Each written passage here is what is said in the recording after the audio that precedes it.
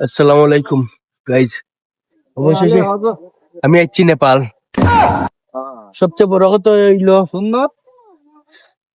Miss করলাম আমার team member হলরে,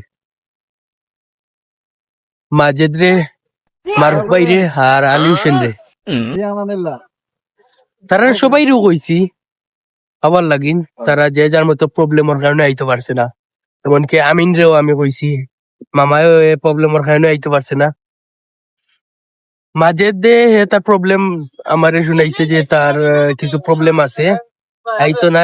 আর বিশেষ করে আমার মারুফ ভাই, তাইনোর গার্লফ্রেন্ডে না করছে, যার কারণে তাই এইটা নাই। এবং কি আলী হোসেন হের কিছু পার্সোনাল প্রবলেম লাইনে আন না।